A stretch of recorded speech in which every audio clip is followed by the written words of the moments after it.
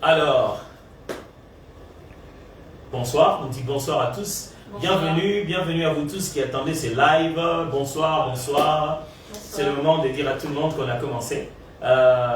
C'est le moment d'envoyer les petits messages, et de parler aux voisins, aux amis, ceux qui disaient qu'ils allaient suivre tout. Oui, toutes ces personnes qui écrivaient chaque jour, je ne raterai pas, je ne manquerai pas. Mais aussi la famille, c'est le moment de dire à son mari ou à sa femme, tiens, voilà le live, tu avais posé la question, on va entendre aujourd'hui ensemble. Souvent, les fiancés vont suivre aussi. Mais les fiancés, ils sont loin normalement à 7 heures, chacun chez lui. Peut-être pas. Vraiment. Mais c'est l'un des meilleurs moments de la soirée d'aujourd'hui, donc parce qu'on va parler ensemble, comme on s'était bien dit, de la communication dans le couple et la gestion de l'argent. Est-ce qu'il faudrait vraiment qu'on se présente? Moi, je suis Atom Smouma. Moi, je suis Nadège. Bon, Input normalement, mais je suis sur ma page Facebook. Je suis Nadège Bouma. Voilà. Alors, nous allons parler, comme vous le savez, de plusieurs sujets autour du couple. Ça nous dérangeait le cœur depuis un certain moment dans notre appel de pouvoir parler de cet aspect des choses. Et cette année, on a vraiment décidé de répondre à ça. Le Seigneur nous dirigeait. Cette année, on a décidé de s'incliner, de se dire, on va le faire, on va accomplir ce que le Seigneur attend de nous. Mais avant toute chose, on va prier d'abord. On va prier. Seigneur de gloire, nous te disons merci de donner ce temps avec plusieurs couples. Est-ce que nous nous tenons ici comme des connaisseurs? Non, pas du tout. Est-ce que nous nous tenons ici comme des donneurs de leçons? Non, pas du tout. Est-ce que nous nous tenons ici comme un couple parfait?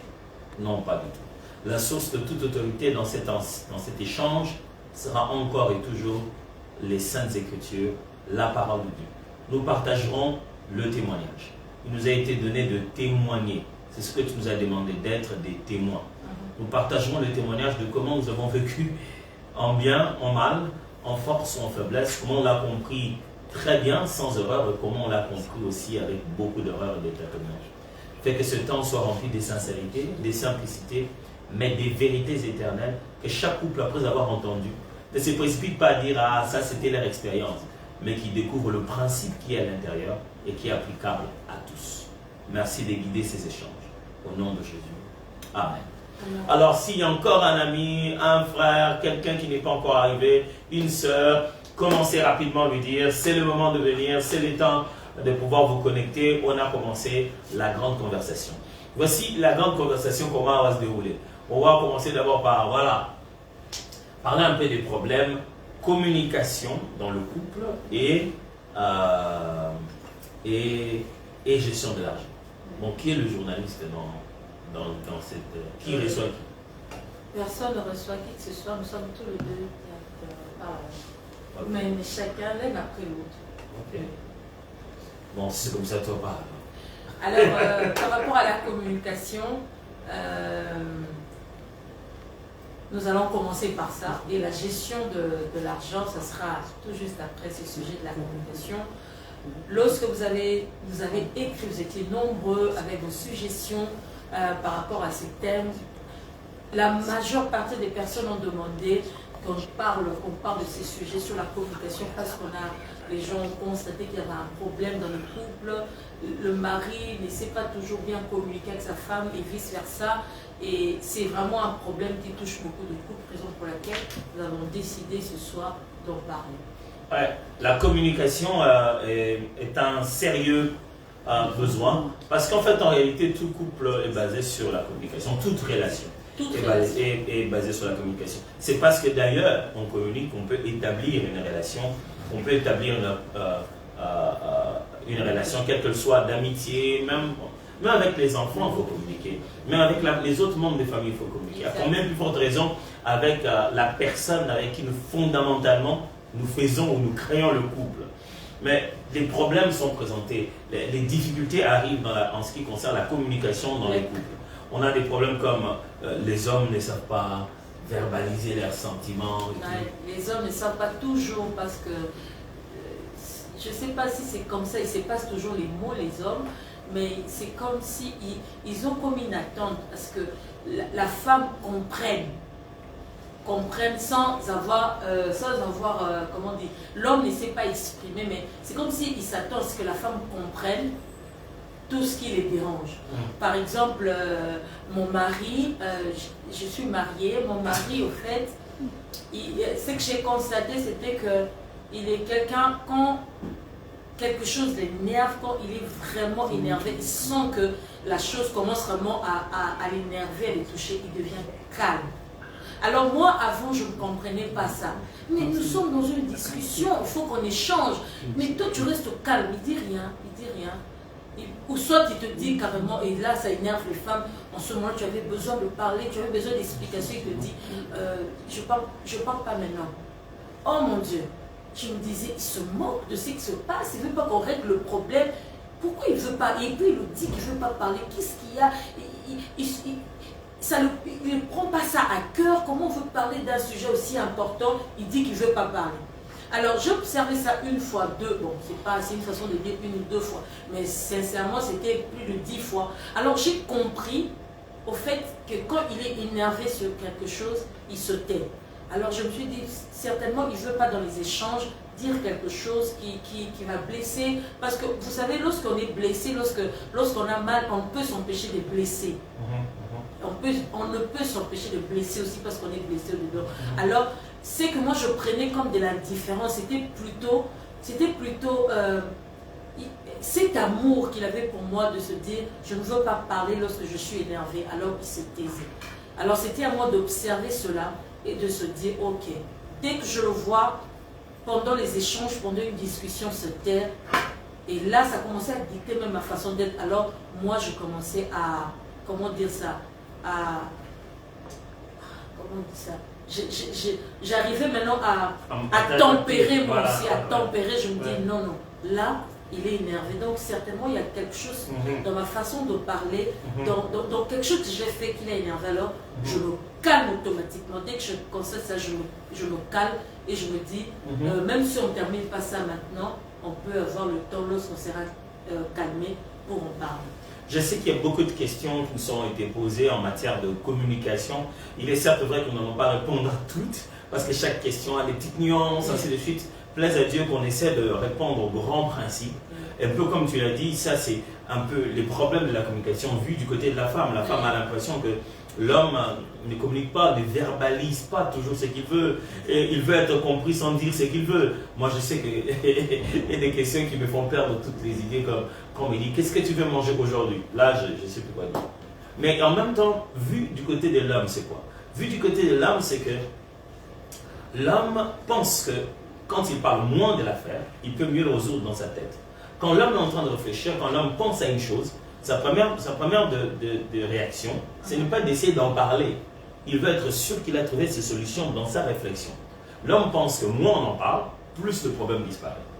Du coup, l'homme pense aussi que quand on revient tout le temps pour en parler, on lui traite d'incompétent. Par contre, la femme pense que plus on en parle, plus on résout le problème. Oui, et l'homme se dit, plus on en parle, plus on me rappelle que le problème n'est pas résolu. Du coup, plus on me rappelle que je suis incompétent, et il n'y a rien de plus, de plus terrible pour un homme que d'être traité d'incompétent, incapable de résoudre le problème ou de montrer sa force et ses capacités. Du coup, l'homme aura tendance à se dire, j'en parle que quand j'en ai fait quelque chose, j'en parle que quand c'est déjà fait, j'en parle, et tu verras d'habitude, les hommes quand ils ont déjà fait, c'est là qu'ils disent, ah tu sais que j'avais fait, mais pourquoi tu ne veux pas dire avant de faire? L'homme a tendance à se dire, je fais et j'en parle. Pendant que la femme réfléchit en disant, on en parle et alors on fait. Mais l'homme dit, je fais et puis on en parle. Et où trouver cet équilibre pendant qu'il y a une telle tension, une telle différence justement? Oui, j'ai retenu quelque chose, tu as dit, du point de vue de l'homme, lorsqu'on lui rappelle quelque chose, il a l'impression qu'on les traite d'incompétents. Donc l'homme aime à trouver une solution, n'aime pas être dans une situation où il ne sait pas donner une solution. Alors, c'est ça le problème, c'est déjà vraiment ça le problème de la communication. Comment je n'ai pas pensé à ça et l'autre a pensé que je l'ai traité d'incompétent, ou bien le fait que mon mari ne se soit calmé sans verbaliser, comment je peux prendre ça pour de l'indifférence. Au fait, c'est déjà ça le problème. Donc, on n'arrive pas à communiquer, raison pour laquelle on ne sait pas connaître même les intentions. On regarde seulement de notre point de vue, on regarde par rapport à notre angle et on interprète et on définit. Alors, cela est très très important de comprendre, même lorsque l'autre ne verbalise pas, de commencer à comprendre. Alors, même pour arriver à ça, il faut parler. Oui, faisons ceci.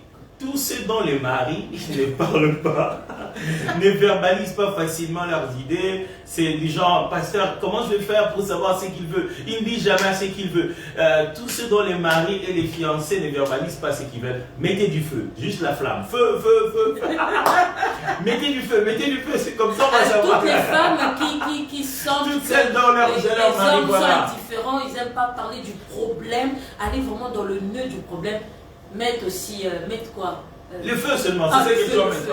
En fait, en réalité, ce n'est pas de l'indifférence. Chez les hommes, c'est comme je venais de le dire tout à l'heure, la communication va plus que dans les parler. La femme, des fois, nous les hommes, on a oublié que si on l'a eu en tant que femme, c'est parce qu'on a parlé.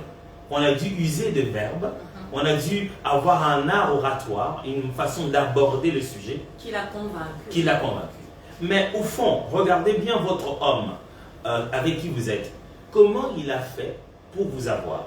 Vous verrez que l'homme qui a commencé à préparer son terrain avant de vous dire une petite phrase, vivra toujours comme ça avec vous. C'est-à-dire que l'homme qui a beaucoup parlé pour vous avoir, parlera.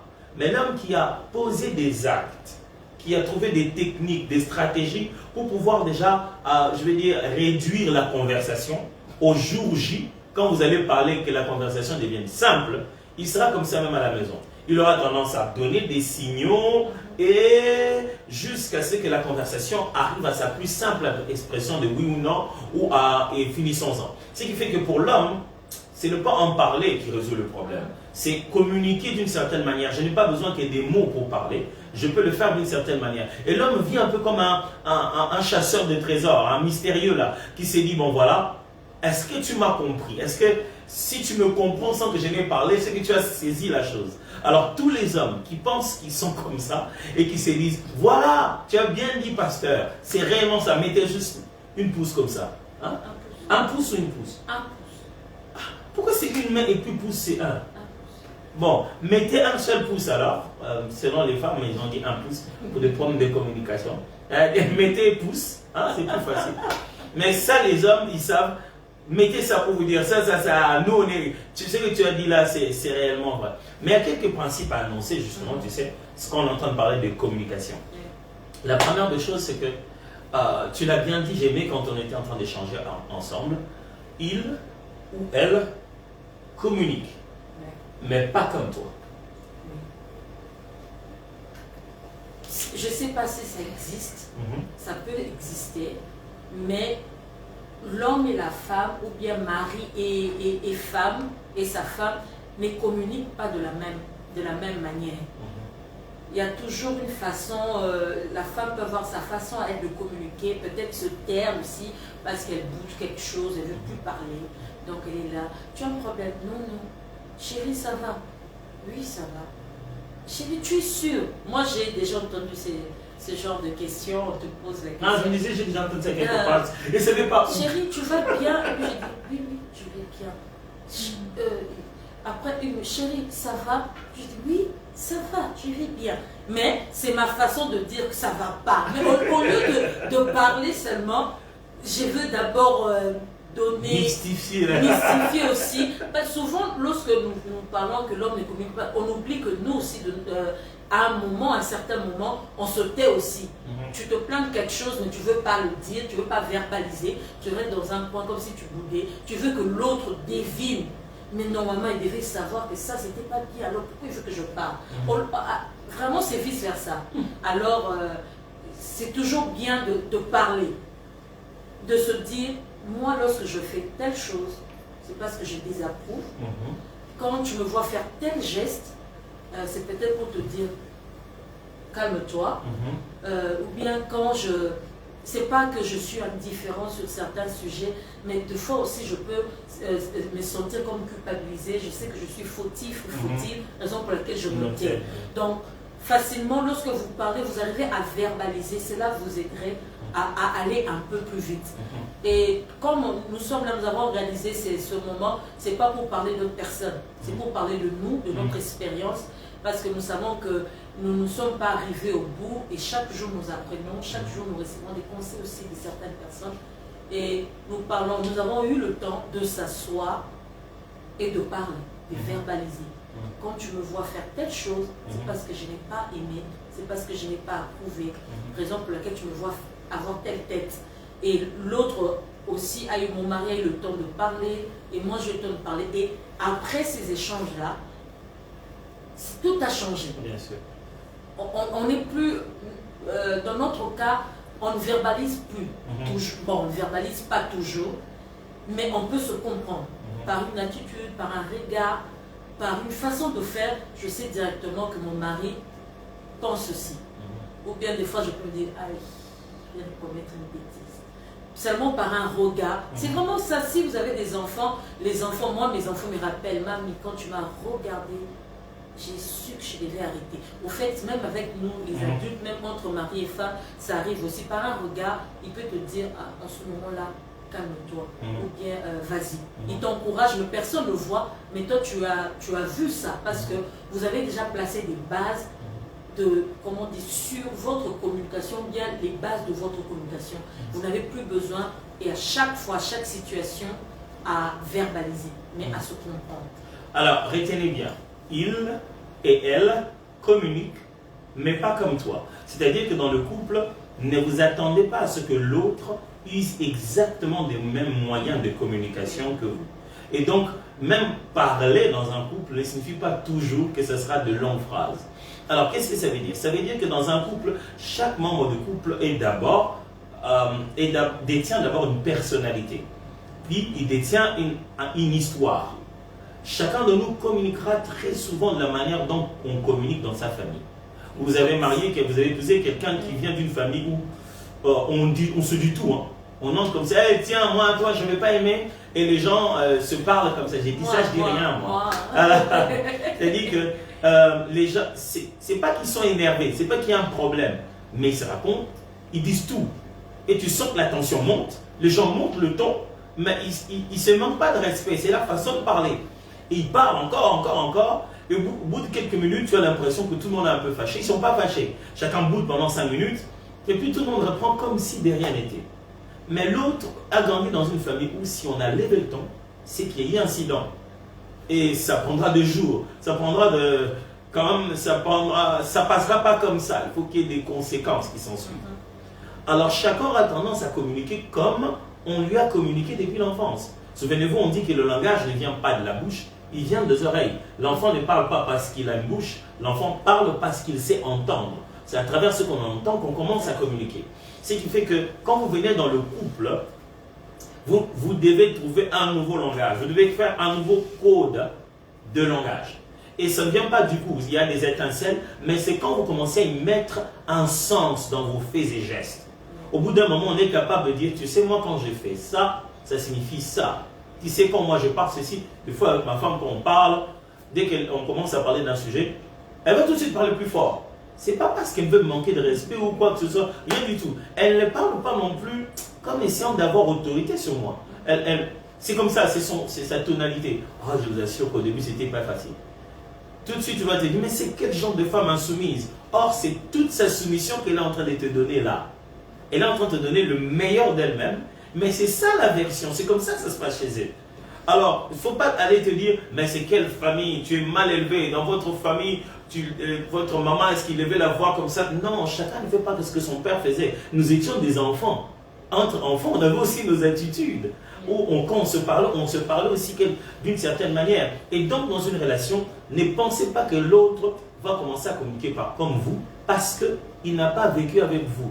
C'est pourquoi j'entends d'autres qui sont tellement énervés, tu dis, tu aurais dû épouser ta soeur alors. Tu aurais dû épouser ton... C'est juste une façon de dire que, on dit, même mes soeurs ne me parlent pas comme ça, tu aurais dû épouser ta soeur alors. Mais c'est juste une façon de dire, on est si différents qu'on doit se dire, on ne va pas communiquer comme chez le mouvement, on ne va pas communiquer comme chez les hypothèses, on va comprendre ce qu'il y a, on va créer les climats par lesquels nos enfants qui vont venir derrière vont communiquer comme ça. Du coup, nos enfants tels qu'ils sont, ils ne sont pas vraiment comme chez moi, où j'ai grandi. Ils ne sont pas non plus comme chez elle. On a trouvé un nouveau chez nous. Pourquoi? Parce qu'on s'est rendu compte qu'elle communique, je communique, mais pas comme elle le fait, ni comme moi je le fais. On apprend. Et je sais savoir que Nadège a fait ça. Ça signifie en réalité ceci et cela. Quand il a fait telle attitude, ce n'est pas qu'elle est fâchée. Elle n'est pas fâchée de ce qu'elle a dit. Elle est fâchée d'une autre valeur qui est derrière. Ce n'est pas le fait qui l'énerve qui est le problème, c'est le principe qui est derrière qui l'a énervé. Et on sait lire cela. Et je vous assure que ça prend justement des étincelles. D'abord des incompréhensions, d'abord de « ah, on ne se comprend pas très bien ». Ce sont ces choses-là qui petit à petit apprennent les uns les autres à comprendre. Et ça, c'est vraiment vrai. Et jamais considérer que ta façon, dans l'ambiance ou bien la famille dans laquelle tu as grandi, cette façon d'être dans ta famille est la meilleure. Jamais croire que c'est toi qui as le monopole de la bonne éducation, bien du savoir-vivre. Parce que ça va créer des étincelles. Mais se dire, rester ensemble, parler et se dire qu'est-ce que nous deux, nous allons choisir. Pas comme chez les Ngouma, pas comme chez les Poté, mais choisir ce que nous allons fonder nous deux pour toute la vie. Parce que moi, je suis née. D'abord, le problème, c'est vraiment ça vient de très loin. Parce que moi, je suis née dans une famille d'abord qui n'est pas nombreuse, pas de famille nombreuse. Donc, c'était facile certaines choses, la communication. Et lui, au contraire de moi, il a grandi dans une famille très nombreuse, il a beaucoup d'aînés. Et vous savez bien que chez nous, les Congolais, les Africains, dans d'autres familles, on ne sait pas dire, même quand tu n'aimes pas, tu ne sais pas dire à ton aîné, tu ne sais pas dire à telle personne. Mais moi, j'ai grandi dans une famille où c'est ton aîné, tu ne manques pas de respect, avec respect, mais tu le dis quand tu n'aimes pas quelque chose. Et moi, je trouvais que c'était normal d'agir comme ça quand quelque chose ne me plaît pas, je le dis.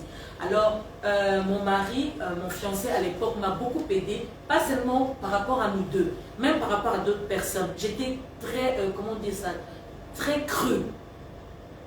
Et lorsqu'il me disait non, on parle comme je dis non, ça serait mentir. Pour moi, je trouvais ça c'était hypocrite. Je n'aime pas, et j'ai dit à cette personne, c'est pas bien, il a mal agi. Alors, il me disait non, c'est parce que tu as raison que tu dois le dire, le jeter sur le visage de quelqu'un. Alors j'ai appris à tempérer.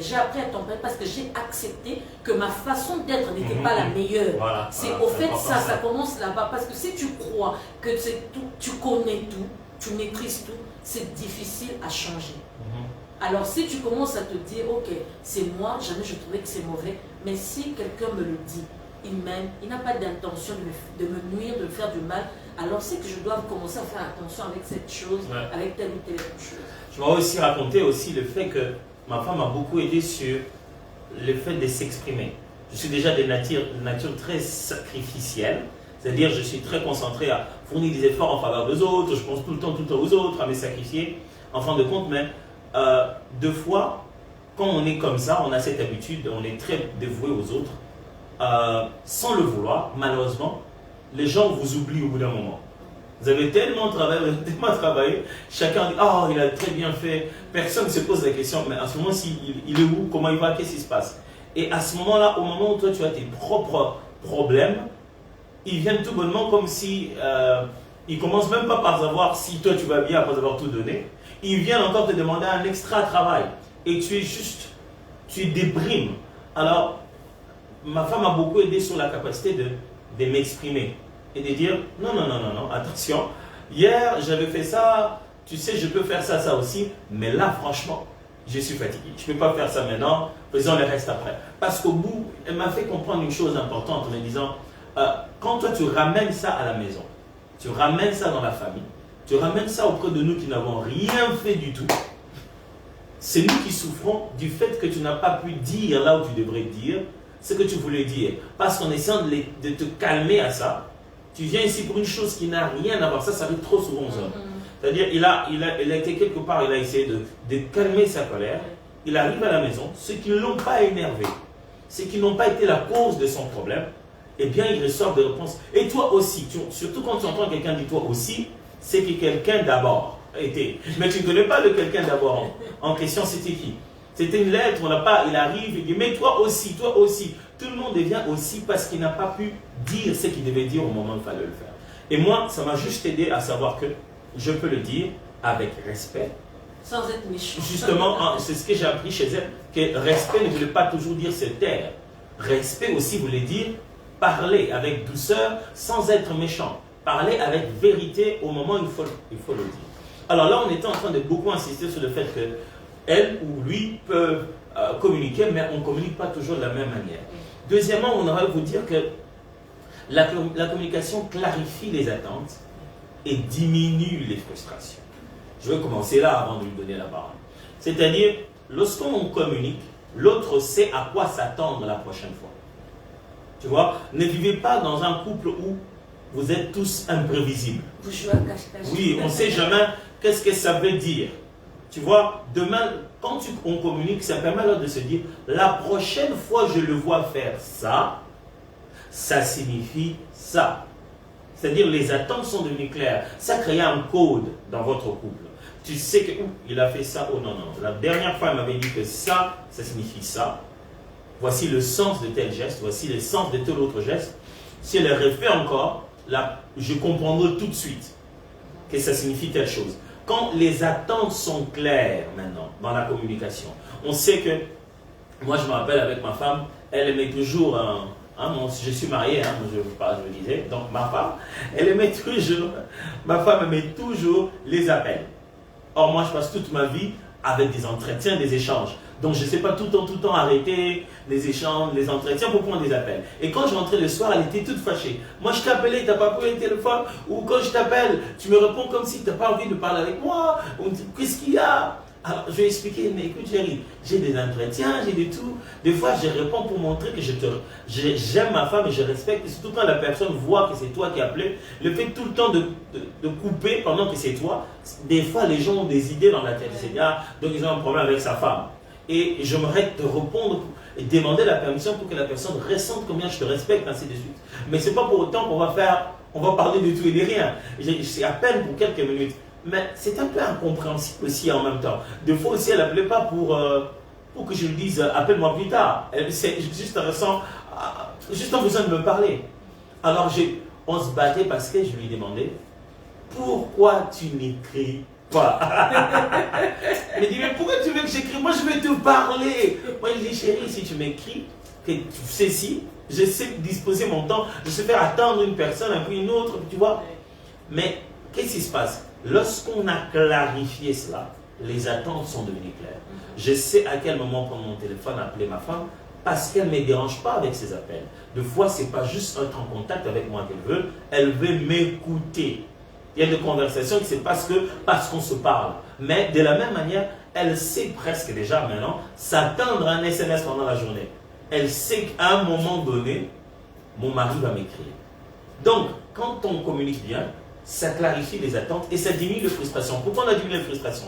Parce qu'en journée, le fait que j'ai envoyé l'SMS, ça compte pour l'appel. Le fait que j'ai envoyé le WhatsApp, ça compte pour l'appel. Le fait qu'elle a appelé, ça compte aussi pour moi pour le WhatsApp. C'est-à-dire, si moi je suis fort à envoyer des messages, ça compte comme une expression d'amour, un rappel que je pense à elle. Pour elle, c'est appeler. C'est-à-dire, le jour où on n'a pas fait d'appel, on n'a fait que de messages, nous deux, on considère qu'il y a eu contact. Oui. Et le jour où on n'a pas fait d'SMS, on a fait qu'elle appelle, nous deux aussi, on considère qu'il y a eu contact. C'est-à-dire que le moyen de contact, le moyen de communication de l'un de l'autre commence à peser 100%. Oui. Pour qu'on ne puisse pas se dire, ah, on n'a envoyé que des SMS, donc on attend l'appel. Ou on a appelé, on attend que les SMS. Mais puisqu'on a clarifié cela en se disant, écoute chérie, moi quand je pense à toi, même en plein milieu d'une conversation, je m'arrête, pendant que je parle, je fais un message, je t'envoie. Elle sait que ces messages, c'est vraiment la même chose que moi je ressens quand j'appelle. C'est la même chose que lui aussi ressent quand il envoie le message. Donc, quand on clarifie notre forme de communication, ça diminue les frustrations, ça clarifie les attentes. J'allais te dire, c'est vraiment dans le plan, ça diminue la frustration parce que moi, quand j'appelais, il te répond allô, chérie, est-ce que je peux te rappeler? J'ai un entretien. Ou bien il ne disait pas entretien, il disait quand tu oh chérie, puis il dit oui chérie, je peux te rappeler? Et là je me disais mais pourquoi? Moi je peux tout arrêter. On voyait tout le monde de l'autre côté seulement pour répondre à son appel. Mais comment lui fait ça? Il y a un problème. Qu'est-ce qui ne va pas? C'est pas normal. Alors, lorsqu'on a essayé de parler, de changer par rapport à cela, alors même moi, lorsque je l'appelle, parce que c'est mon ami, même quand j'ai envie de rire, il y a quelque chose qui vient d'arriver, le premier réflexe, c'est l'appeler. Alors, quand j'appelle, et puis j'entends, il a beaucoup changé. Et tu l'appelles, tu dis allô, puis oh allô chérie, ça va? C'est lui qui parle, c'est même pas toi. Tu vas bien et tout? Et puis moi j'ai dit oui, j'aime bien. Moi je commence à anticiper. Tu es en entretien? Et puis oui, je peux te rappeler. Oh, pas de souci. Donc je ne suis plus frustrée par rapport à cela. Je sais la conversation était courte, pas parce qu'il ne voulait pas, parce qu'il a quelqu'un en face de lui. Alors c'est moi-même qui commence à m'excuser, je ne savais pas, alors on se rappelle après. Et il n'y a plus de frustration, la vie elle est belle, tout va bien, Jésus est vivant. Alors, lorsqu'on communique, lorsqu'on ne parle pas, lorsqu'on ne sait pas s'asseoir pour mettre les points sur le i, c'est là où chacun, et surtout nous les femmes, nous avons toujours des imaginations. Tu vas commencer à te dire, tu commences à relier. Il m'a répondu comme ça. Le mercredi passé, il m'avait fait ça aussi. Et puis ce lundi-là, c'est qu'il y a quelque chose, il ne veut pas se Il me fait ça tout le temps quand il est avec cette soeur-là. Et encore dans ton bureau. Il y a quelque chose. Moi, je ne suis pas désolée. Oui, c'est vrai que des exemples. Donc, j'ai dit, tu commences à relier. Les femmes relient souvent des choses qui des fois n'ont même pas de lien. Mais nous, on est spécialistes à relier les choses parce qu'on regarde de notre point de vue bien par rapport au sentiment que ça m'a donné lorsque j'ai eu cela. Alors, s'asseoir, s'expliquer et dire les attentes aussi à l'autre parce que, on l'a dit tout à l'heure, on ne peut pas communiquer de la même manière. On ne peut pas. On est différents. Donc chacun de nous a sa façon de... Alors s'asseoir, en parler de tes attentes. Chérie, tu vois, moi je préfère ceci. Et j'ai commencé même à rire ces jours-ci, je lui dis, tu as vraiment de la concurrence, je suis très contente parce que à peine que je m'habille, avant même que mon mari me voie, j'ai Roland qui est là. Mamie, oh mamie, tu es plus belle. En fait, parce que de moment, il est occupé par quelque chose, il ne sait pas toujours voir si... bon, souvent, il n'était pas aussi, comment dire, il manquait des délicatesses. Quand tu dis, chérie, tu ne remarques pas, je viens de faire des cheveux. Oui, chérie, tu as vu les cheveux? Là, ça fait encore mal. Il me pose la question. Il sait qu'il n'a même pas remarqué que j'avais fait des nouvelles tresses. Faites pas ça chez vous. Donc, maintenant, il a appris. Il a dit, des fois, je peux admirer, mais il ne savait pas le dire.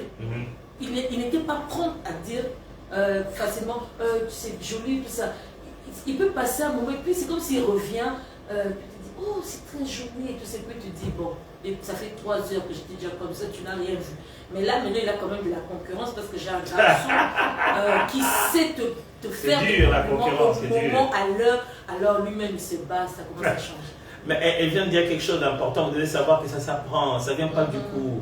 Ne le mettez pas une corde au cou parce qu'il ne sait pas encore faire. Ah, tu sais combien de gens m'ont dit, combien de gens m'ont félicité, combien de gens m'ont apprécié, ainsi de suite. Et c'est avec le temps que ça vient. De fois, on apprend. Tu sais, les gens qui t'apprécient en route, c'est pas la même chose. C'est pas de la même manière que tu es en train d'évaluer ton mari. Parce que ces gens-là, tu ne le connais pas. Dès qu'ils te disent, ah madame, vous êtes bien habillée.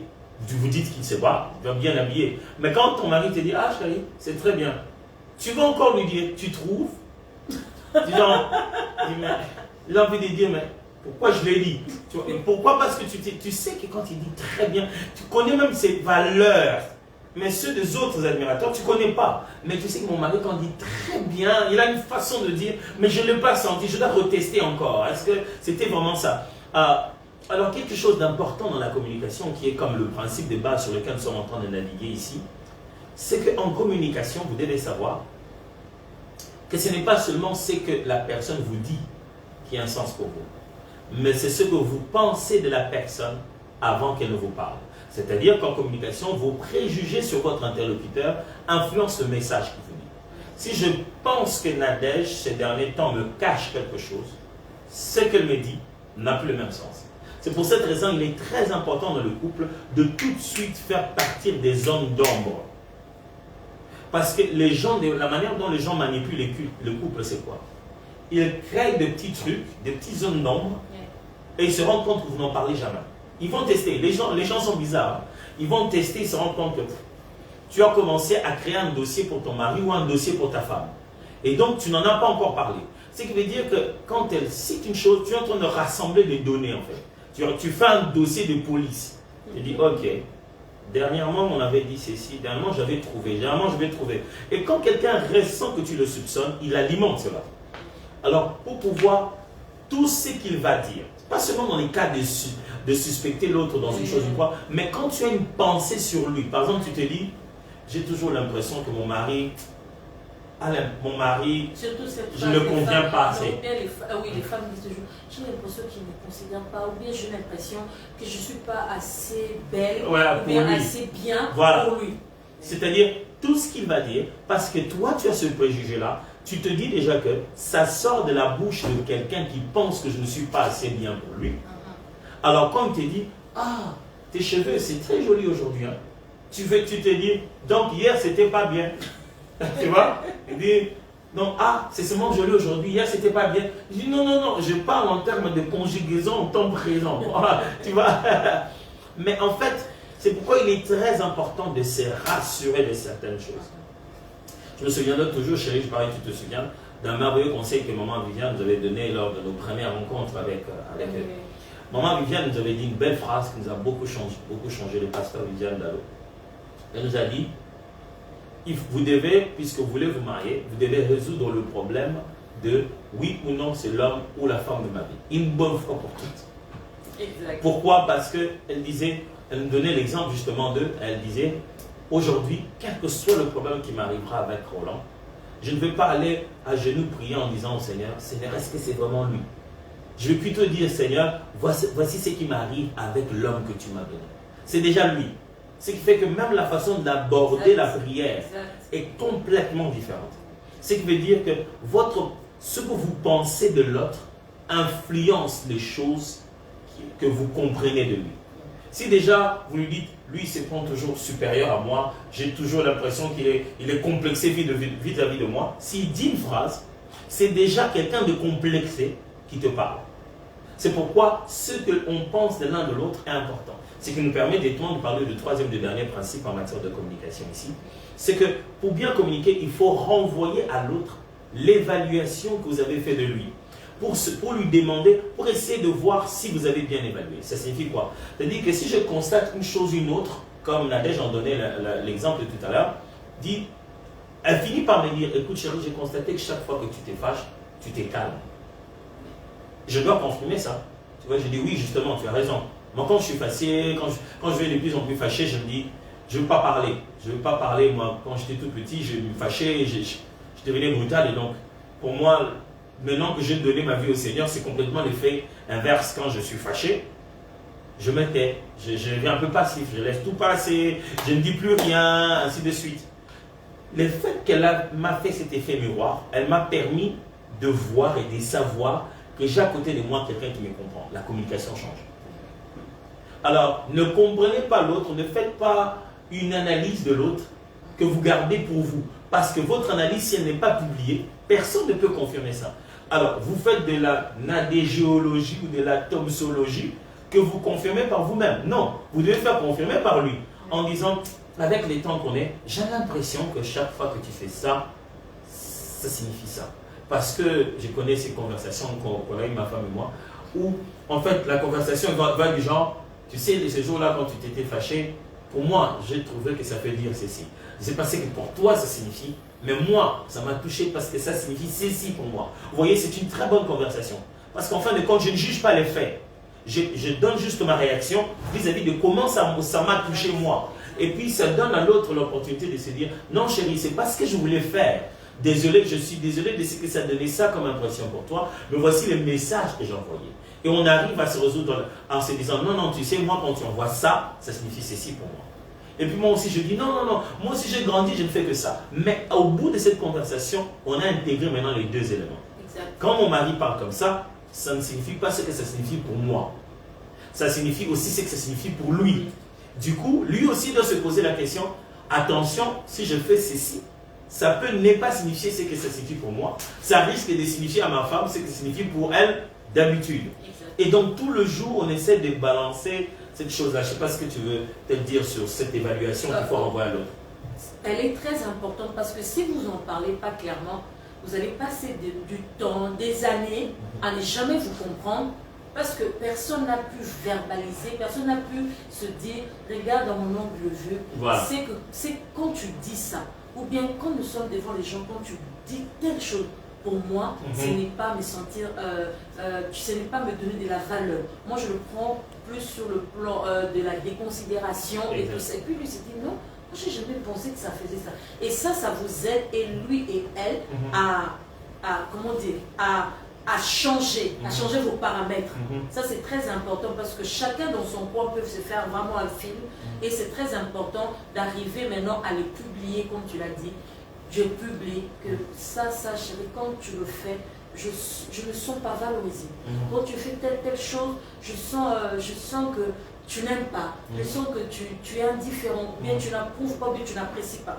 Et lui, il va te dire, ah, non, moi je n'ai jamais pris ça comme ça. Moi, ma manière d'agir, pour moi, ça veut dire ceci. Quand je te fais ça, c'est pas que je ne te valorise. Pour moi, c'est même te valoriser. Je te laisse de l'espace. Au fait, vous arrivez maintenant à mieux vous comprendre et à aller un peu plus vite. C'est très important. Tant que tu n'as pas donné ces feedbacks-là à l'autre, pour lui dire, écoute, moi, je pense que quand tu fais ça, ça signifie ceci. Alors, il est capable de te dire, ah non, c'est pas ça le sens de faire. C'est comme ceci pour moi. Je sais que vous êtes toujours là, vous êtes encore ensemble avec nous de partout. Ça fait longtemps. On aurait tellement voulu vous donner à chacun la voix, que chacun parle aussi en même temps. Mais je sais qu'il y a plein de commentaires là, les uns les autres donnent leurs commentaires, de leur expérience. Alors à la prochaine fois, n'hésitez pas de faire venir votre mari, votre fiancé, pour qu'on puisse parler ensemble de ce sujet ici. On va vous le dire d'ailleurs, vous savez, beaucoup d'activités, nous sommes en train de reprendre, c'est le début de l'année. Tous ceux qui ont déjà suivi une fois cadeau, vous devez savoir que cadeau revient déjà. On va avoir cadeau déjà, c'est à partir de quelle date déjà? C'est à partir du 28, le 28 janvier. Ce 28 janvier, du 28 au 30, on va reprendre cadeau. Cadeau, c'est la conférence internationale, donc la conférence sur l'adoration. C'est un moment où on passe pour apprendre des choses sur l'adoration et vous inscrivez en ligne. Vous êtes dans cette grande conférence, ça passe en ligne. Donc sur Zoom, on a le temps de vous suivre particulièrement, de poser des questions et d'évoluer sur des sujets. Cette année, on a prévu des très bons sujets, 3 sujets pendant ces 3 jours-là. Alors, on a déjà parlé de la communication, on a dit beaucoup de choses. En résumé, on va passer à la communication. On a dit beaucoup de choses. Mais résumons quand même. Qu'est-ce qu'on peut vous proposer? Pour que vous puissiez améliorer la communication dans votre couple, changer de cadre. Cela vous permettra de mieux parler de certains sujets. Tous les problèmes de la maison ne se résolvent pas à la maison. Ça signifie que certaines des choses que les uns les autres font dans la maison, on en parle mieux quand on est allé à un week-end à l'hôtel, quand on est allé en randonnée. Alors, changer de cadre vous permettra d'aborder autrement certains sujets. 2. Ne cherchez pas à avoir raison. Cherchez à faire évoluer le couple. Ne cherchez pas qu'au bout de votre conversation, finalement, vous puissiez dire, ah, tu vois, finalement, je disais quoi? Celui qui essaie de gagner dans le couple fait perdre le couple. 3. Investir sur la communication, sur le comment et le quand. Prenez du temps à préparer la manière. Prenez du temps à choisir le moment. Ça donnera la force dans votre communication. Ce n'est pas parce que vous voulez le dire que vous devez le dire. Choisissez le comment et le quand. Et en fin de compte, il faut se décider finalement de parler. Ne faites pas des jeux de pensée à la maison. Parlez. S'il y a quelque chose, dites-le. Si vous le dites quand vous êtes fâché, pourquoi vous ne l'aviez pas dit avant de vous fâcher? Pourquoi vous ne l'aviez pas dit quand ça commençait? Parce que finalement, quand vous serez tellement fâché, vous allez le dire. Et ça ne sert à rien. C'est tout ce qu'on vous demandait avant justement de vous fâcher. Et je répète donc ces quelques conseils. Changez les cadres, cela vous permettra de parler de plusieurs autres sujets à différents endroits. 2. Ne cherchez pas à gagner, cherchez plutôt à faire gagner le couple. Ne cherchez pas à avoir raison. 3. Investissez sur le comment et le quand. La manière et le moment de pouvoir parler de ce que vous devez parler. En fin de compte, décidez-vous de verbaliser. Parlez, ouvrez la bouche. On va vite, est-ce qu'on aura encore le temps? Mais j'espère qu'on en aura. Parce que les sujets concernant l'argent n'est pas un sujet facile. L'argent appelle l'argent. Les sujets sur l'argent dans le couple. On veut juste parler, peut-être en principe général, sur les ressources. Les différentes ressources que les couples peuvent avoir, mais on va parler en particulier des ressources financières. Nous tous, on ne gagne pas de l'argent cash, donc c'est banque, c'est compte bancaire, c'est carte crédit. On est en train de parler de toutes ces choses-là. Donc, on est en train de parler ici de l'argent. Les problèmes en matière d'argent, c'est généralement lesquels? Parce que là-bas, il y a des problèmes, comme on dit. Comme tu as dit, c'est vraiment au pluriel, parce qu'il y en a tellement, comment dire ça, dans un couple, il faut que vos revenus, vos sources soient connues. Ton partenaire doit savoir combien tu gagnes, par quels moyens tu gagnes ton argent. Elle doit être au courant de tout ça, ça doit être clair. Quand déjà il y a des cachotteries... Mais déjà les problèmes, pour l'instant, à ce niveau, quels sont les problèmes les plus reportés en matière de couple sur le sujet de l'argent? Moi je sais par exemple, par exemple mon mari. Oui. On ne parle pas encore des maris des gens. On ne parle pas des maris des problèmes d'abord général. Moi je sais par exemple que les gens se plaignent des dépenses qu'on prévient par l'autre. Oui, faire une dépense sans en parler à l'autre. Oui. Ça, c'est frustrant. Oui, il y a par exemple des revenus non divulgués, cachés. Il a de l'argent, mais l'autre ne sait pas qu'il en a. L'autre ne sait pas, il a un compte caché que l'autre ne sait pas. Un jour, tu surprends et puis te dis, si même, comme il dit, comment il a pu cacher ça? Alors ça, c'est vraiment une source de... Et il y a aussi des cas où on se retrouve, on met l'argent ensemble, mais il y a un des deux qui est le plus grand dépensier, quoi.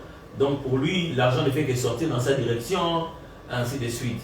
Bon, tu veux vraiment parler des maris des autres, hein? Oui, je vais parler des maris des autres, surtout sur le plan faire des dépenses sans en parler à l'autre. Je me souviens, bon, c'est déjà passé. Souviens-toi si tu veux. Je me souviens, lorsque j'ai été enceinte de notre premier enfant, Priscilla. Je pense que j'étais dans les 5 mois, j'avais un rendez-vous, c'était connu, on en avait parlé, je devais avoir un rendez-vous avec le gynécologue et tout ça, donc je devais payer de l'argent pour mon rendez-vous. Alors, on savait aussi ces jours-là qu'il avait ramené de l'argent, je le savais, il devait ramener 100 $ à la maison, donc j'ai calculé l'argent du rendez-vous. Tout a été planifié à 2. Alors, le matin, je lui dis, l'argent, on n'a pas parlé hier. L'argent, c'est comment l'argent qui devait arriver dans notre maison, atterrir chez nous, parce que je dois aller chez le médecin et tout. Et puis, comme dans un film, j'entends, oh chérie, excuse-moi. J'ai eu des cas, des gens m'ont demandé de l'argent, j'ai donné. L'autre m'a demandé, j'ai donné 30, l'autre m'a demandé. C'était, comment dire ça? Je me raconte vraiment l'émotion que j'avais ces jours-là. C'était tellement choquant pour moi, c'était tellement choquant que je ne me suis pas fâchée. En fait, une larme est sortie directement, sans même, donc je ne me rendais même pas compte de la larme partie. Et puis, j'ai dit, ok, tel avait besoin, tu as donné tel. Et moi alors, et le bébé, c'était tellement choquant. Et le bébé, je n'arrivais même plus à parler. Donc je rate le rendez-vous qui était très important par rapport à la grossesse et tout ça. Et pourtant j'avais une grossesse qui devait être bien surveillée. Et puis il me dit que parce que telle personne a présenté le problème, l'a donné, telle a présenté, il nous a oubliés. Vous savez, en matière d'argent et dans le couple, quelqu'un peut appeler ça égoïsme, mais c'est dans un bon sens. Parce que lorsque nous nous marions, moi, ma priorité, c'est mon mari d'abord, et ce sont mes enfants. Peu importe, ça ne nous empêche pas d'aider, on passe le temps à aider les gens. Mais lorsque j'ai un revenu, les premières personnes auxquelles je pense, c'est mon mari, c'est mes enfants d'abord. Et là, ça m'avait tellement choqué. Même la manière, je ne me suis pas fâchée que ça l'a changé. Tellement que je n'ai même pas réagi. Je lui ai seulement fait comprendre. J'ai raté le rendez-vous chez le médecin. On ne sait pas ce qui devait se passer. C'était important de faire cette échographie et ce rendez-vous. Donc je n'avais plus de choses à dire. Alors, même ma façon de réagir, tellement qu'elle n'était pas violente, ça avait vraiment, je l'ai vu. Même en même temps, j'avais quand même mal, je me dis, oh, celui-là, il est culpabilisé, mais je disais, je ne fais rien, je ne bouge pas, je ne vais pas l'aider en ce moment. Il doit comprendre les niveaux de cette, comment dire, de cette négligence qu'il a fait. Alors, il a changé. Les femmes qui ont déjà connu un cas pareil. Oh, les femmes, envoyez le feu, mettez le feu. Les femmes qui ont connu des cas où ils ont eu vraiment l'impression que le monsieur, il a fait des calculs d'argent sans mettre la famille dedans, sans lui mettre elle dedans.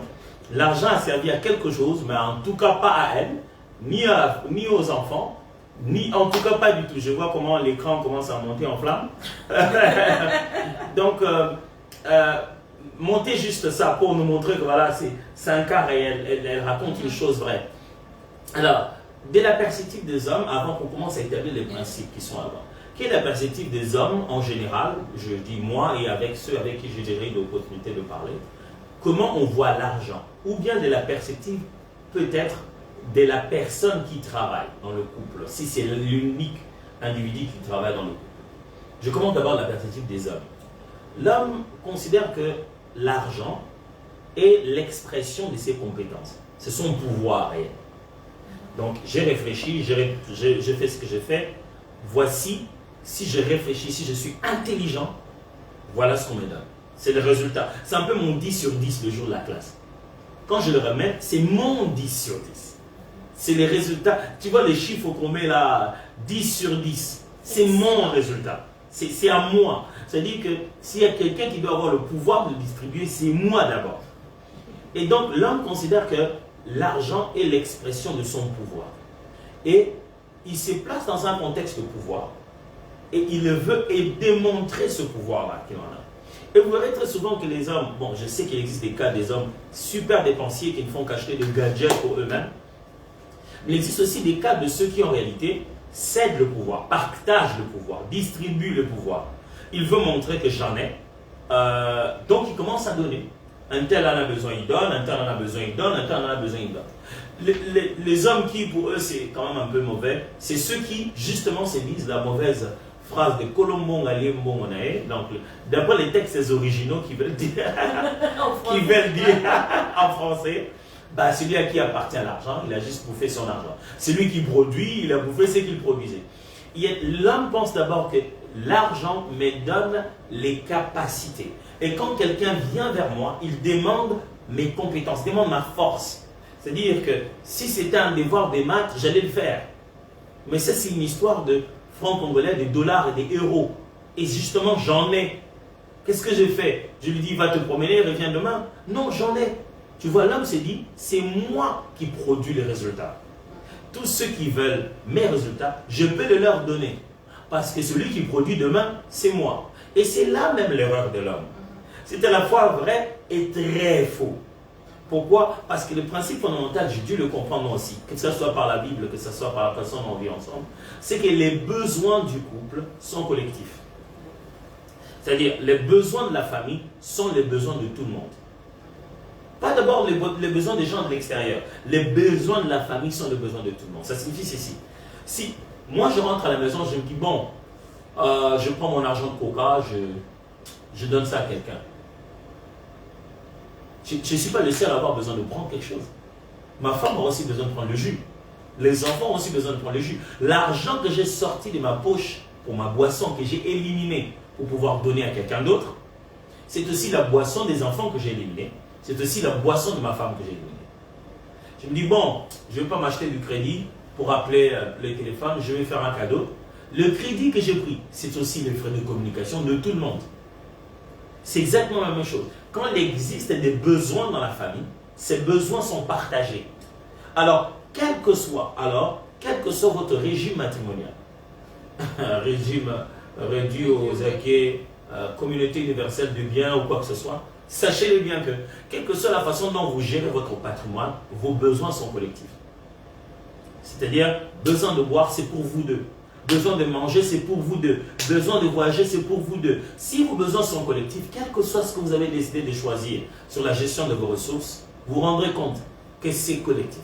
Vous devez les gérer ensemble.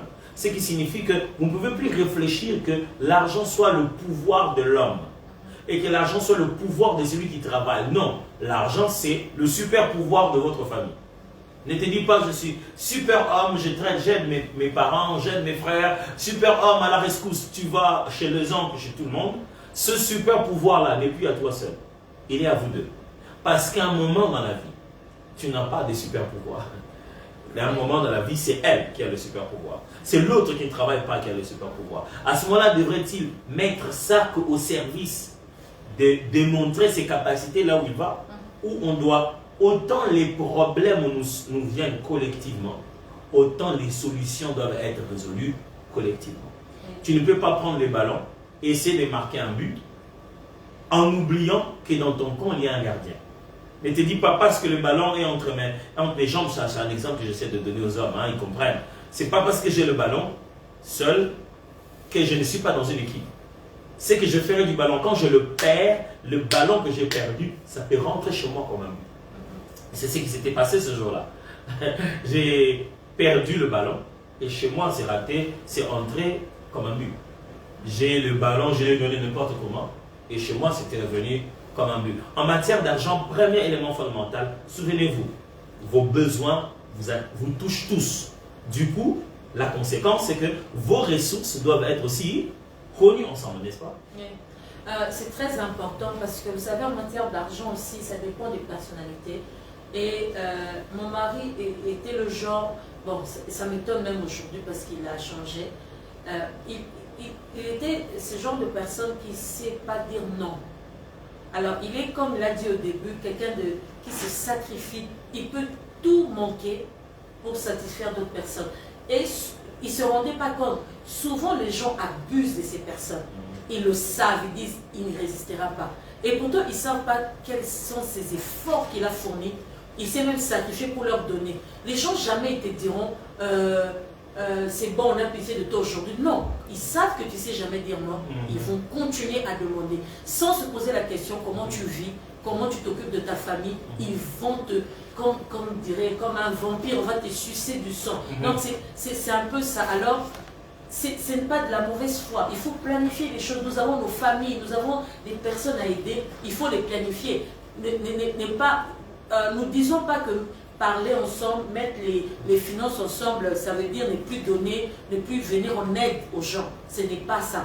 Mais il faut planifier les choses, il faut savoir comment faire les dépenses. Parce que si vous ne pensez pas, surtout les enfants, vous ne pensez pas, lorsque vous manquez, vous constaterez que vous n'avez personne pour vous aider. Personne ne peut même penser que vous manquez.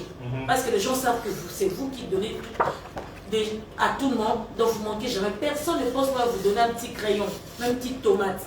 Mais pourtant, vous êtes dans le besoin. Alors, ça serait bien alors, un moment être égoïste, comme je l'ai dit au début, de penser d'abord à ta femme et tes enfants.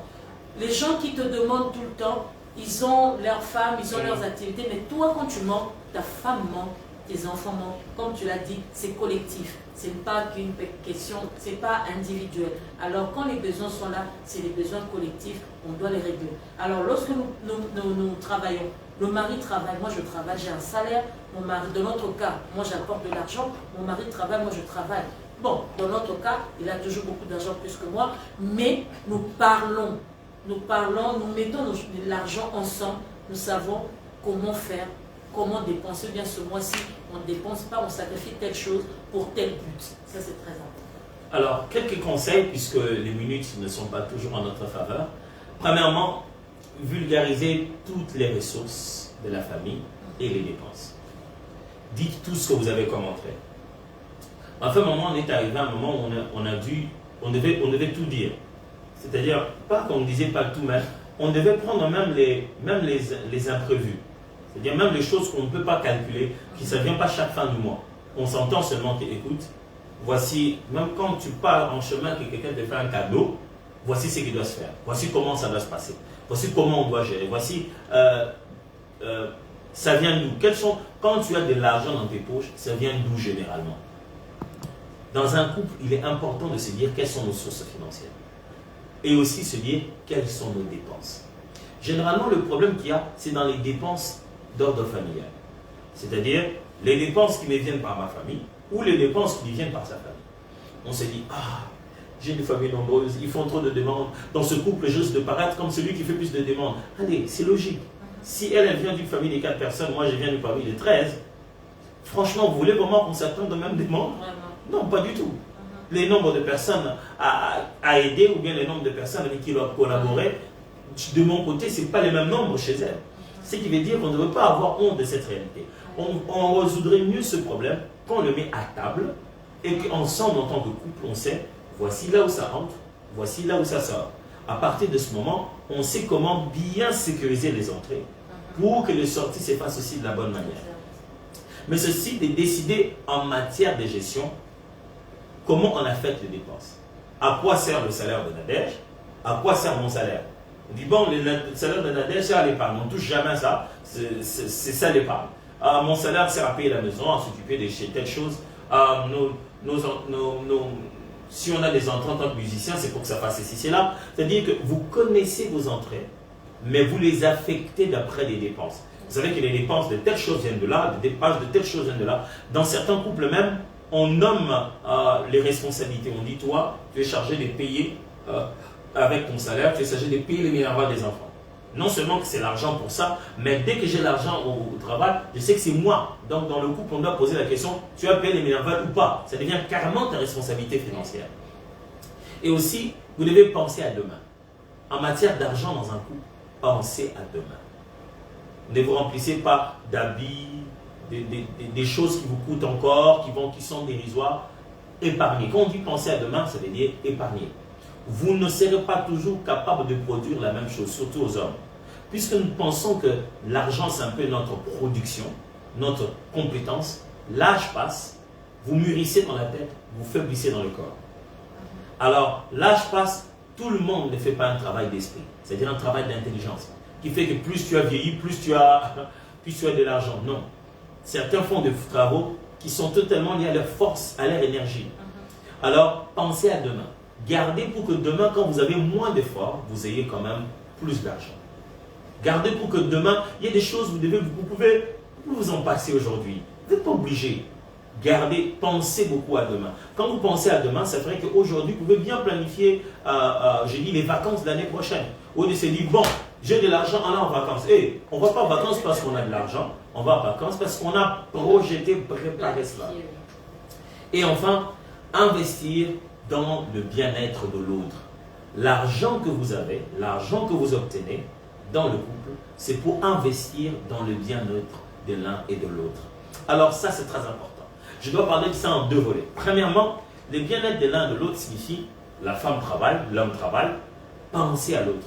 J'ai jamais compris pourquoi dans plusieurs couples, quand vous étiez fiancés, il y avait beaucoup de cadeaux. Mais dès que vous vous mariez, les cadeaux, c'est-à-dire, c'est le jour où les cadeaux meurent. Les cadeaux n'existent plus. Ça s'est fait qu'aprre les anniversaires de 10 ans, de 20 ans. Il y a d'autres personnes, le jour de l'anniversaire, au moins, ils peuvent donner le cadeau. Or, toute cette histoire a commencé déjà par un cadeau qui, au nom de rien. La sœur se disait, ah, c'est à moi ça, oui. Oh, Oui, merci. c'est pour rien. C'est pour moi. Non, c'est juste que j'ai pensé à toi. Mais, donc, du coup, tu penses plus à elle, quoi. Et il est important de se dire,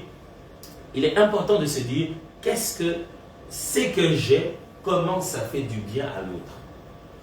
Comment j'investis dans son bien-être. J'aime toujours donner cet exemple, c'est vrai que c'est rigolo. Les femmes, elles veulent des bijoux, elles veulent des bons cadeaux, des véhicules, des cadeaux très apparents. Hein? Les hommes, à ce point-là, j'attends votre pouce. Hein? J'ai déjà dit pouce, pas d'article. Alors, les femmes, elles aiment bien les trucs qui montrent qu'elles sont bien, on a donné un cadeau. Mais très souvent, quand elles font des cadeaux, c'est ce que moi j'appelle des cadeaux invisibles. Du genre chaussettes, sous-vêtements, débardeurs, Des gens, allez, si ma femme m'a donné un débardeur, je montre comment aux amis. Dis, allez, voilà, ma femme avait... Non, elle ne faut pas me donner des cadeaux, je dois toujours soulever les amis pour montrer aux amis. Pendant que moi, je t'ai donné des pendentifs et tout le monde peut voir. Alors, les femmes, soyez un peu plus inventives, un peu plus créatives. Vous savez que les hommes, vous continuez à les appeler bébés. Vous nous appelez bébés, vous devez assumer. Alors, normalement, les bébés, ça aime des gadgets. Il faut prendre soin. Tenez compte de ça aussi. Les hommes poussent. Tous les hommes qui veulent avoir des vrais cadeaux apparents, visibles. J'allais rajouter quelque chose. En même temps, comme tu l'as dit, le changement, ça ne se passe pas dans un claquement de doigts. Oui, tu as écouté, tu changes. Non. De notre, comment dire, pour nous, il faut être, comment dire, j'ai eu le temps, je lui ai donné le temps, j'étais patiente. Parce que quelqu'un ne peut pas, il a été comme ça toute sa vie, tu ne vas pas être là pour dire qu'il va changer parce qu'il t'a épousé toi. Alors, au fait, ce qui faisait mal même, je pouvais même me dire, bon, il dépense l'argent pour lui. Il ne dépensait jamais l'argent pour lui, c'était que pour tout le monde. Donc moi, j'étais obligée, quand j'ai fait quelques courses et tout ça, de lui acheter des trucs, de lui acheter des choses. Je vais dans les magasins, je lui achète. C'était même pas pour lui. Donc vous avez peut-être les femmes, vous avez peut-être des hommes comme ça, ils dépensent même pas pour s'acheter, faire du matu-vu, ils s'achètent rien. C'est seulement pour donner aux gens, faire du bien aux autres. Mais soyez patiente, ne les brusquez pas, soyez patiente, parlez, priez et le changement. Et vraiment, je peux certifier vraiment qu'il a changé. Il a trouvé au fait l'équilibre. Il ne faut pas l'amener aussi, il ne sait plus venir remettre aux gens. Parce que c'était ça le problème au fait. C'était vraiment ça notre problème. Je lui disais, tu me donnes l'impression que je n'aide pas les gens. J'ai dit, tu m'as connu avant, même quand on était fiancés, tu me vois prendre même tous mes habits, donner aux gens. Je le fais aussi, mais on doit savoir qu'on se marie. On a des responsabilités, on doit commencer à équilibrer. Et parce que ça devient frustrant, parce que tu as l'impression que c'est comme si toi tu ne veux pas aider les gens, alors lui il pense à aider les gens. Alors il a compris cela, il a seulement équilibré. Alors être patiente. Alors il est très important, je voudrais quand même ajouter ces derniers points avant qu'on réponde à quelques questions ici et qu'on finisse parce que finalement il y a beaucoup de choses à dire. Mais... Puisque je suis en train de parler en fait du fait que il faut investir dans le bien-être de l'autre. Sachez-le très bien que dans un couple, surtout de la responsabilité de l'homme, surtout dans un cas de figure où l'homme travaille, il est très important de penser que vous prenez en charge la femme. Vous savez, on aime bien voir le mari, le père du mari, de la mariée venir déposer la mariée et l'homme le prend, le récupérer, aller jusqu'à l'hôtel, être béni. C'est une grosse responsabilité. C'est-à-dire quand tu as rencontré cette jeune fille, elle s'habillait bien, elle était jolie, elle sentait bien. Ce sont ses parents qui faisaient ça. Il est possible qu'elle n'avait même pas de travail. Maintenant que tu l'as épousée, tu as pris la responsabilité. Il est donc totalement élégant de la part d'un homme, totalement, je veux dire, normal, qu'une fois que tu as épousé une femme, tu penses à de l'argent pour elle, pour son bien-être. Même si elle travaille. Oui. Voilà. C'est-à-dire que c'est un geste totalement, je veux dire presque de la paternité de l'homme. C'est ta femme. C'est-à-dire, ma femme et moi, on fait toujours une blague en se disant, si tu roulais en chemin et que tu faisais tomber une dame qui vend ses cacahuètes et ses cacahuètes sont par terre, tu vas payer comment? Donc, tu dois penser qu'en fin du mois ou en fin de semaine, quand j'ai quelque chose entre mes mains, je dois tenir compte du fait que je dois réserver une part juste pour donner à ma femme qui lui permet de vivre pour elle. Et là, moi, j'insiste beaucoup, je dis, chérie, ça c'est pour toi, ce n'est pas pour les enfants. Parce que oui, ça, il insiste, c'est pas pour les enfants, c'est très important. Pour toi. Parce qu'après, ce que tu lui as donné, c'est même acheter ça pour les enfants, et puis tu commences à avoir des dettes. Alors, ici, j'aimerais juste nous rappeler que la conférence cadeau va commencer à partir du 28 janvier jusqu'au 30 janvier. Donc, le vendredi 28, ce sera déjà une session extraordinaire où on va commencer avec tous les étudiants, tous ceux qui vont s'inscrire. Mais on a en réalité deux genres de sessions en fait.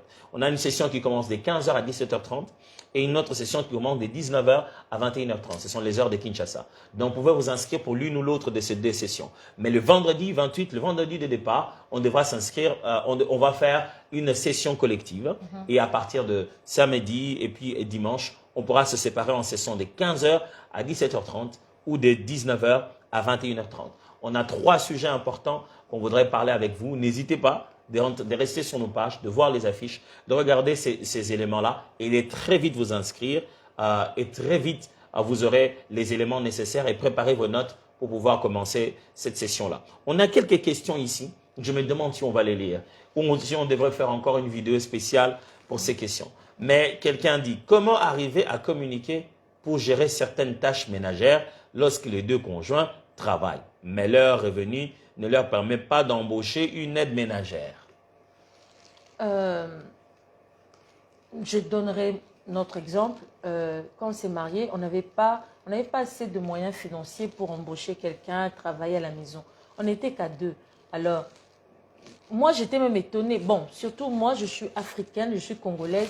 On nous a élevés d'une façon, tu dois prendre soin de ta maison, de ton mari. Au fait, moi, le fait qu'il m'aidait, moi, ça m'étonnait même, j'étais un peu choquée. Alors, mon mari me disait, mais on est à deux.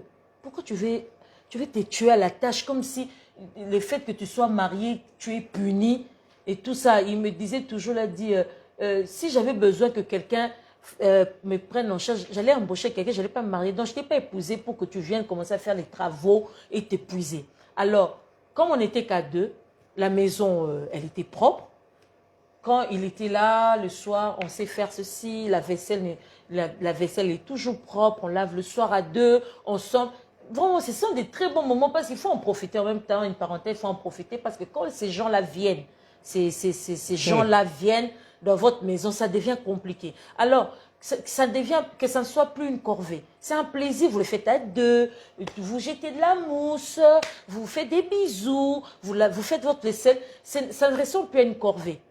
Chacun, vous partagez vraiment les tâches. Toi, tu t'occupes de telle chose, moi, je m'occupe de... Et ça va, et ça marche. Jusqu'à ce que vous ayez les moyens peut-être d'embaucher quelqu'un. Et moi, personnellement, vraiment la personne qui a même eu l'initiative d'embaucher, c'était plus mon mari, c'était pas moi. Parce que moi, je me disais, oh, je suis capable de faire ça, je suis capable de m'occuper de ma maison. Alors, quand je suis tombée enceinte, et quand j'ai eu quelques menaces avec la grossesse, mon mari a dit non, non, non. On engage quelqu'un, ça va aller.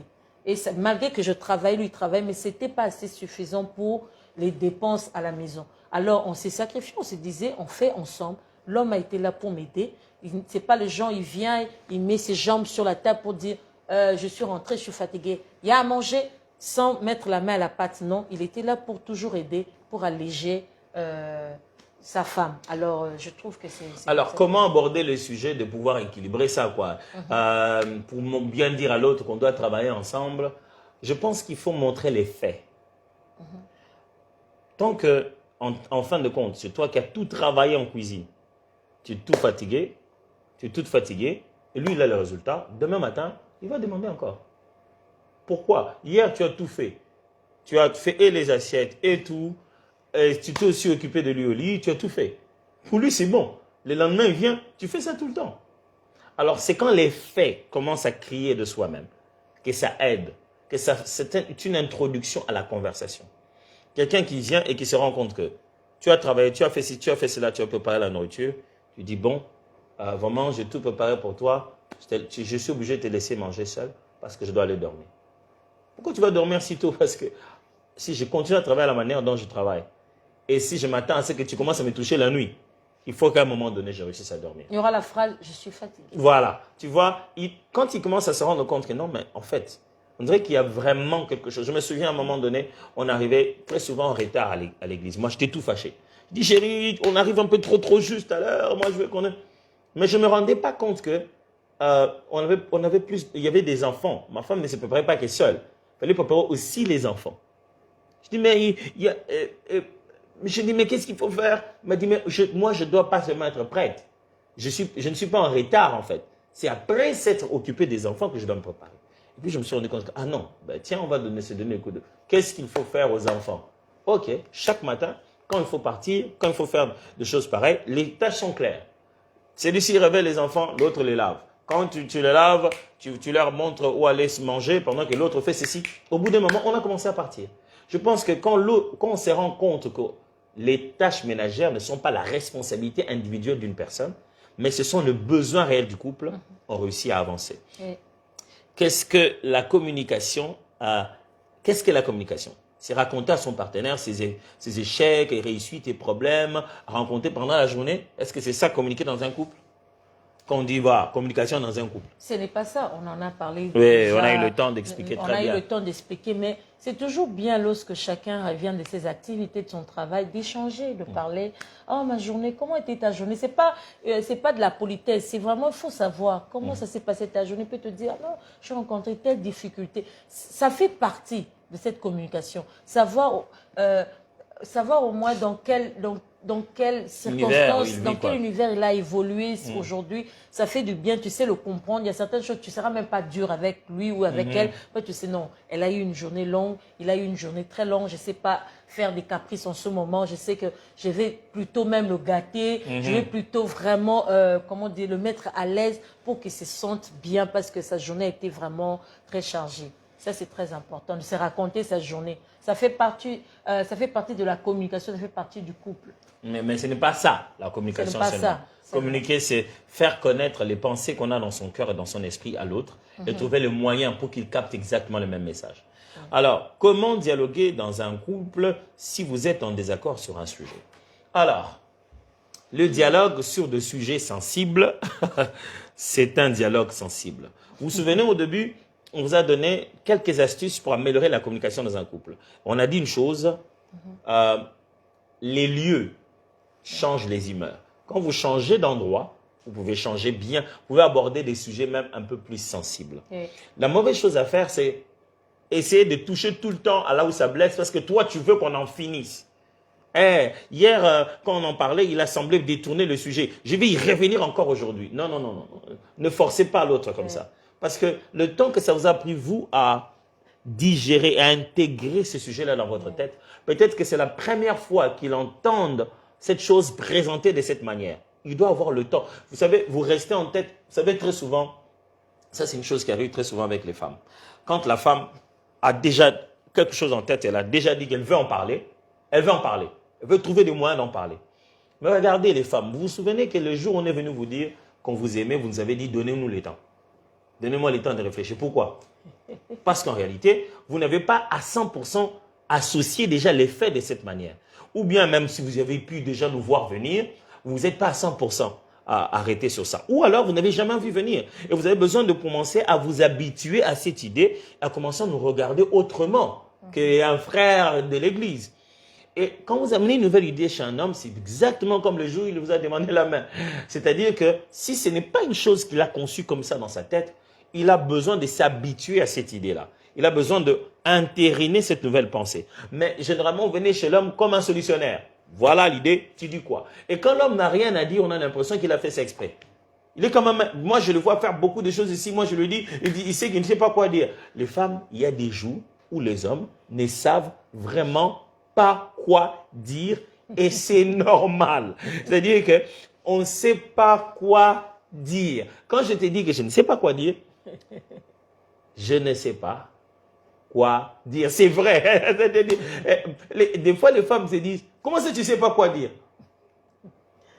Qu'est-ce que je vais répondre après avoir dit que je ne sais pas quoi dire et qu'on me demande comment je ne sais pas quoi dire? En fait, des fois, ça prend un peu le temps d'y réfléchir. Alors, j'essaie de donner la réponse à la question, comment traiter des sujets sensibles? Premièrement, changer d'endroit. De cadre. Changer de cadre et vous parlerez mieux de la chose. Deuxièmement, changer d'approche.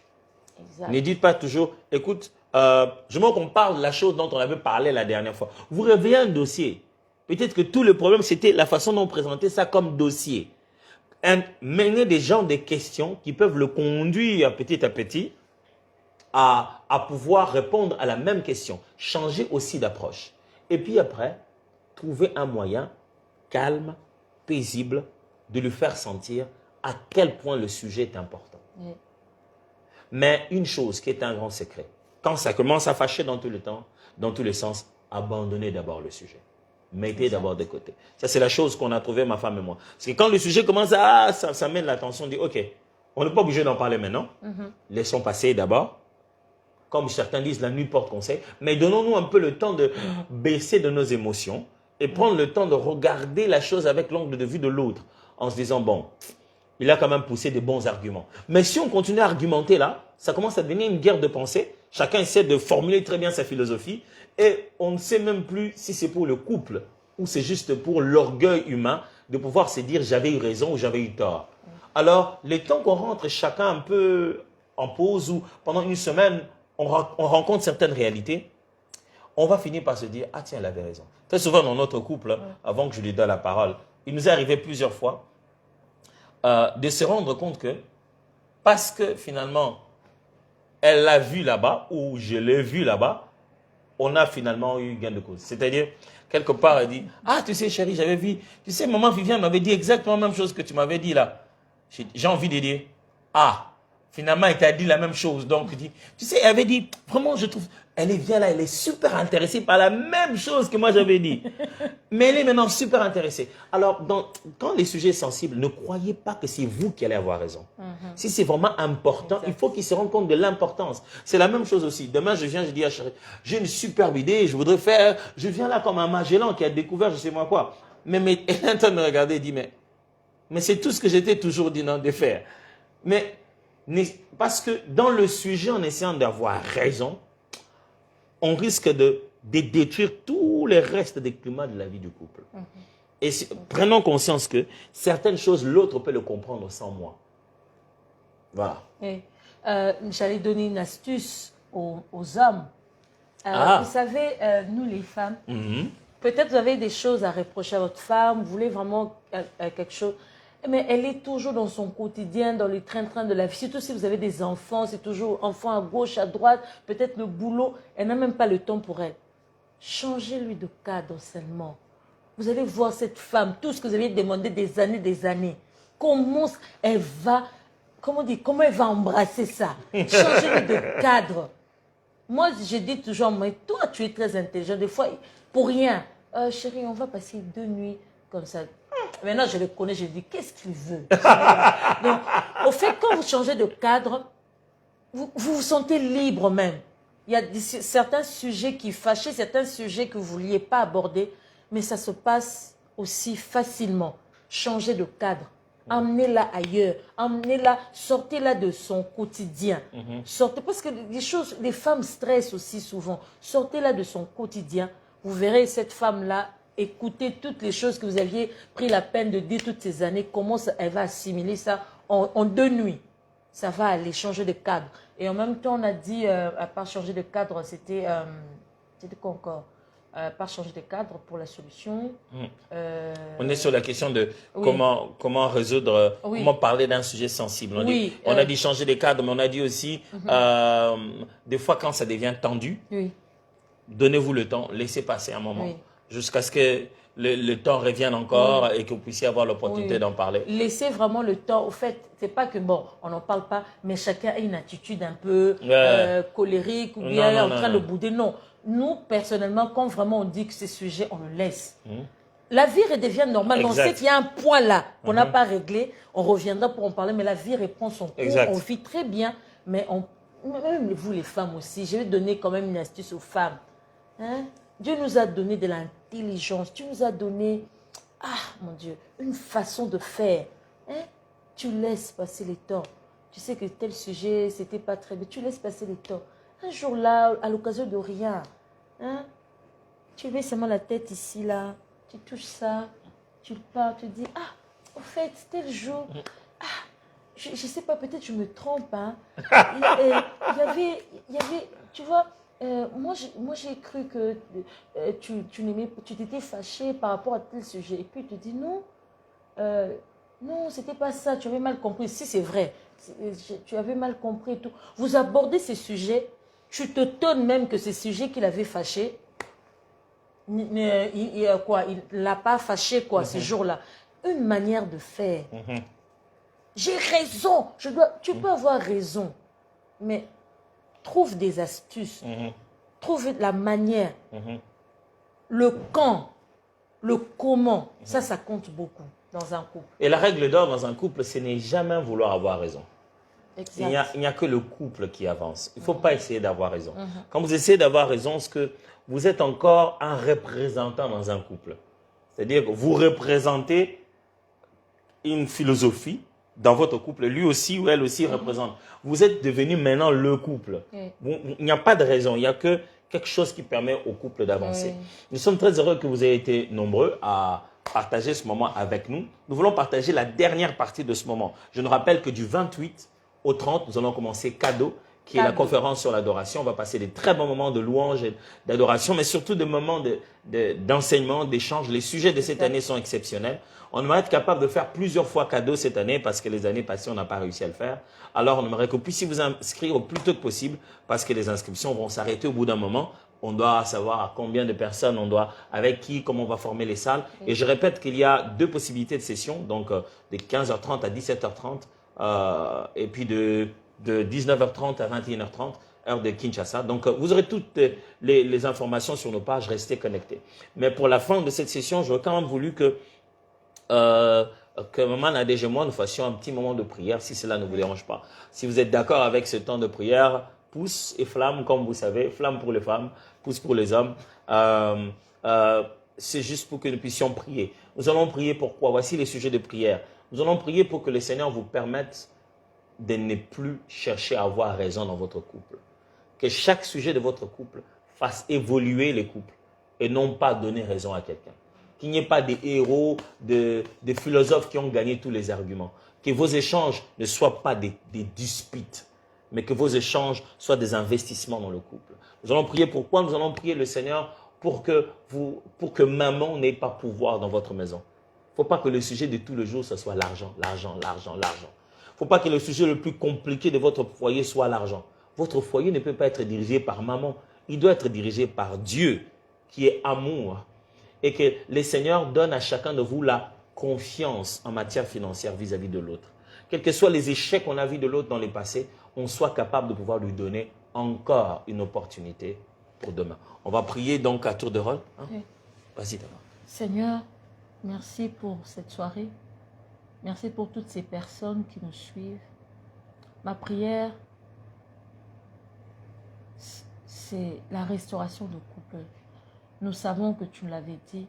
Alors Seigneur, pendant ce moment où ils n'arrivent pas à communiquer, ce moment où ça ne se passe pas comme il fallait, Seigneur, je prie que chacun soit touché. Saint-Esprit touche chacun, un mari, une femme, un homme, une femme, à se réexaminer, à se regarder face à lui-même et à noter certaines choses.